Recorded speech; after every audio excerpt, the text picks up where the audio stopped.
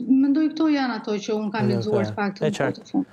Do kishe kandiduar me një parti të re? E kam provuar, siç thash, dhe nuk ka qenë për shkak se unë vendosa në atë mënyrë, ishte unë në fakt u detyrova. Në zgjedhjet e para në 2017 unë kam kërkuar të jem pjesë e Partisë Demokratike, të jem deputete e Partisë Demokratike. Në zgjedhjet e 2021-shit unë prap kam kërkuar, pa çka ata më hoqën nga Partia Demokratike, më zbuan pra në atë kohë, unë prap i kërkova zotit Basha, atëherë që ishte ende kryetari i Partisë Demokratike për të qenë pjesë e listave, por nuk u pranova. Ndërkohë pranuan të tjerë deputetë që në fakt ishin brenda opozitës jashtëparlamentare që quheshin atë kohë, pra nuk është se ishte një vendim kategorik, si thuaç, ndaj atyre deputetëve, një masë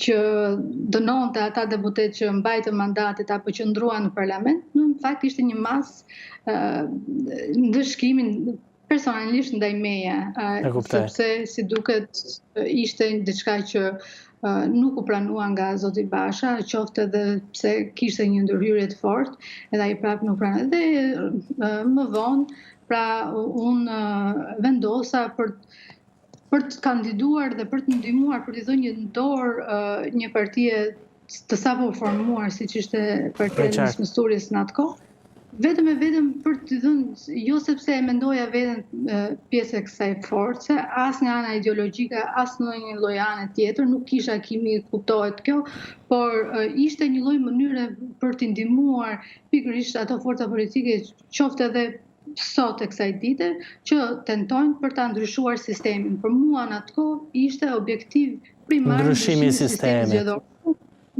Po, edhe një mënyrë apo tjetër ne arritëm, sepse në ato zgjedhje 2021 u hapën listat pjesërisht, pra pati një vot preferenciale. Për shkak që sido që të hapen listat sot e kësaj dite, edhe sot që është bërë paçavure, domethënë e gjithë sistemi edhe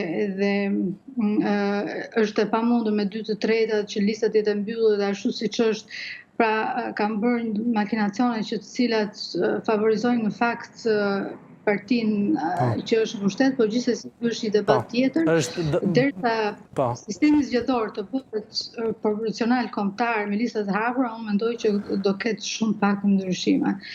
Por gjithsesi kjo është për të parë në të ardhmen, si ka që një arritje shumë e madhe që duhet përshëndetur është pikërisht vota e diasporës, dhe unë uroj, shpresoj që të ketë sa më shumë pjesëmarrës të votës diasporës të zgjedhje, edhe në zgjedhje. Të bëj një pyetje të fundit, po për këtë do doja një përgjigje shumë të shkurtër se jam jashtë çdo limiti kohe. Tashmë, pavarësisht se ju jeni larguar nga politika, media ka një vëmendje tek ju, dhe këtu nuk e ka vetëm për vëmendjen politike, po e ka edhe për vëmendjen personale.